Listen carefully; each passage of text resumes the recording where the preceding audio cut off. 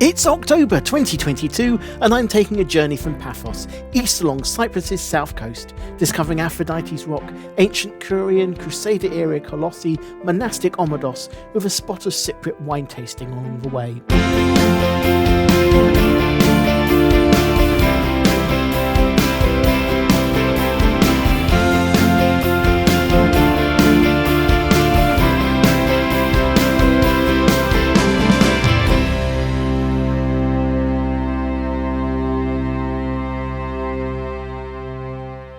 I've travelled to the eastern Mediterranean and the island of Cyprus, where I've been staying in the southwestern city of Paphos.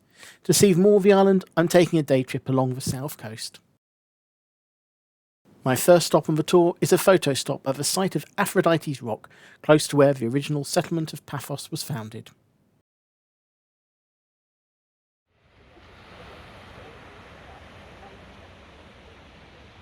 According to legend, this rock is the site of the birth of the goddess Aphrodite.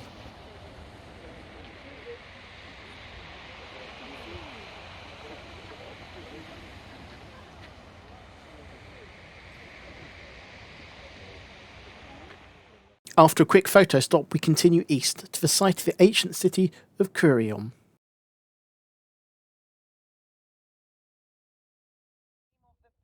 In the 12th century BC, Greek settlers from Argos arrived on Cyprus and settled at this site.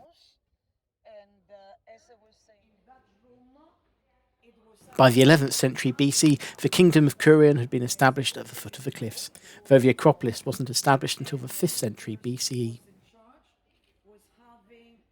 Under the Romans, the kingdom of Kourion became a civic government and continued to flourish, and the site continued to do well until the 4th century, when the area was hit by 5 strong earthquakes in the space of 80 years, causing the near-complete destruction of the site.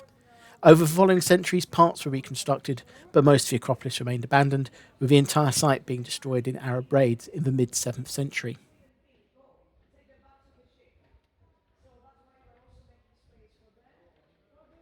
One of the best preserved buildings in the complex is the house and baths of Eustolios, which were constructed in the rebuilding works of the late 4th century on the site of an earlier structure.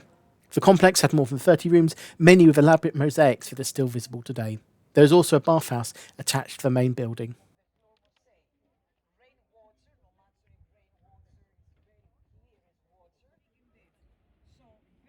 Just below the house of Eustolios is remains of the theatre, using the slope of a hill to create a natural amphitheatre.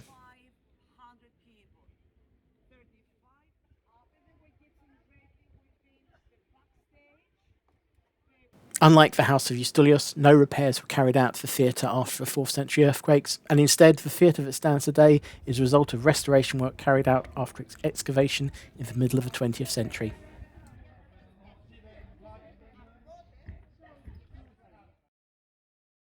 Four kilometres east of Kourion is the castle at Kolossi.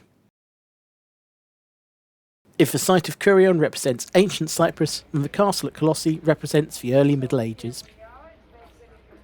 A former Crusader stronghold, the castle was originally built around the beginning of the 13th century, when the land was under the control of the Knights of the Order of St. John of Jerusalem, as part of their centuries-long retreat from the Holy Land, as they were slowly kicked out of Cyprus, then Rhodes, and finally Malta over the course of 500 years. The current castle was built in 1454 and is arranged over 3 floors, with access originally only possible via a narrow stair and drawbridge combination to the middle floor. Today you can climb up onto the roof of the castle from where there are views over the surrounding countryside. Or you can descend down into the basement level and the dark cellars beneath the castle.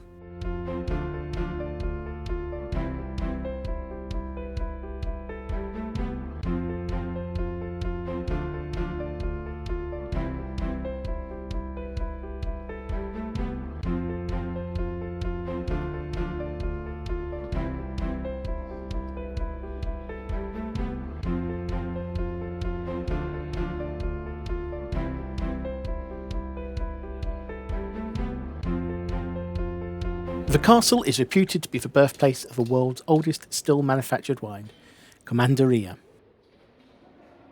Drunk by Richard the Lionheart at his wedding to Berengaria of Navarre at nearby Limassol Castle in 1191, he declared the drink the wine of kings and the king of wines. The name Commanderia is derived from La Grande Commanderia, the military headquarters of the Knights of St. John, which was Kolossi Castle.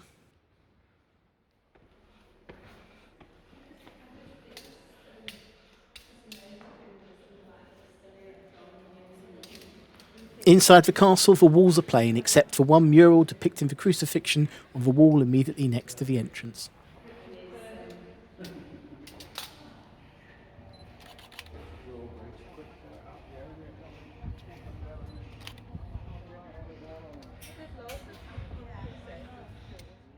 From Kolossi, the tour turns inland and uphill as we climb into the Troodos Mountains, the largest mountain range in Cyprus, and head for the village of Omodos.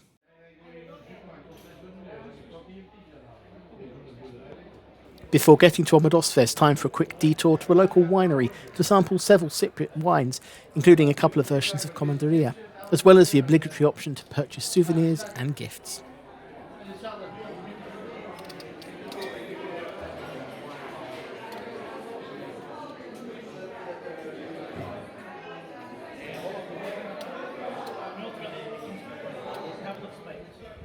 Omodos was likely founded during the Byzantine period as a village grew up around the Monastery of the Holy Cross, which still dominates the centre of the village to today.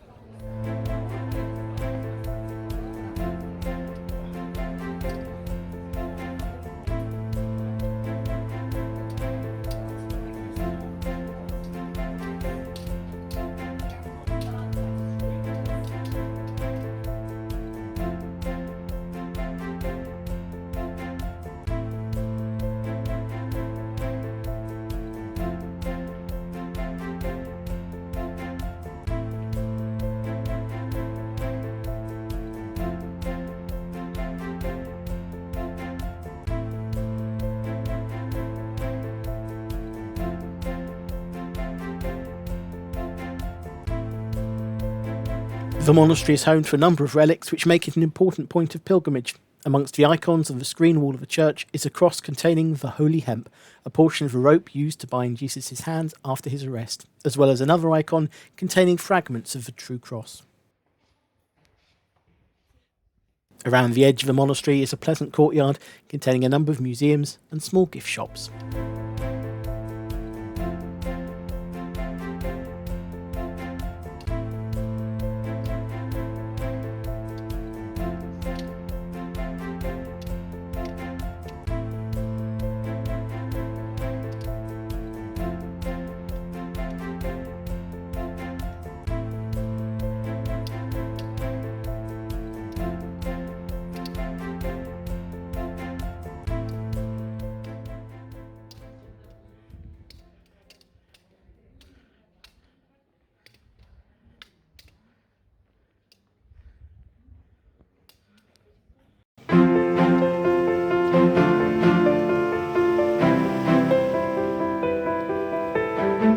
Paphos International Airport is the second busiest on the island of Cyprus and is located just 6.5 kilometres east of the city.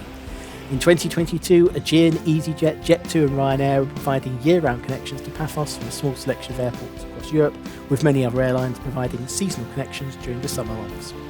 Alternatively, there are regular buses from Paphos to Larnaca International Airport, the main airport of the island, taking around 90 minutes to make the journey. From Larnaca, there are year-round connections to most major cities in Europe, as well as the Middle East.